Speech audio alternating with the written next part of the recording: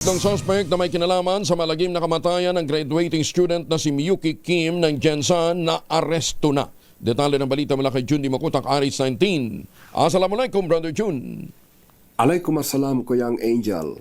Makalipas ang 9 na araw mula na mangyari noong gabi ng December 7 ng taong kasalukuyan, ang malagim na pagpatay sa graduating student ng MSU Jensan na si Miyuki Kim, 21 years old, sa kanilang tahanan sa Barangay Apopong, General Santos City, sa pinakahuling impormasyon mula kay City Police Director, Police Colonel Nicomedes Olaivar, 3 kalalakihan na umano na pawang suspect ang kanilang naaresto sa magitan ng drug bypass operation sa magkahiwalay na lugar sa Barangay Apopong at Barangay Kalumpang ng lungsod, na kinilala sa kanilang mga aliases na Inday, isang lalaki, Aaron at Oblong.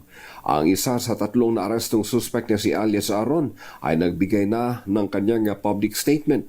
Ayon sa kanya, mga tauhan di umano ng amain ni Miyuki ang may kagagawa ng krimen.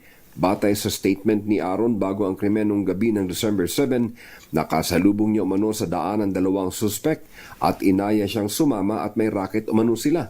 Pinapwesto umano siya sa tabi ng STL booth at tumaktong lookout habang pumasok sa pamamahay ng biktima ang 2 kalalakihan. At ilang sandali pa'y narinig niya nang sumisigaw ang biktima na humihingi ng saklolo. Pinabulaanan naman ng isa sa mga naarestong suspect na si Oblong na hindi umano siya ang sumaksak patay sa biktima. Mula sa Central Mindanao, RH19, Jun Dimakutak, DCRH, una sa Pilipinas, una sa Pilipino. Sukran Jun, maraming salamat.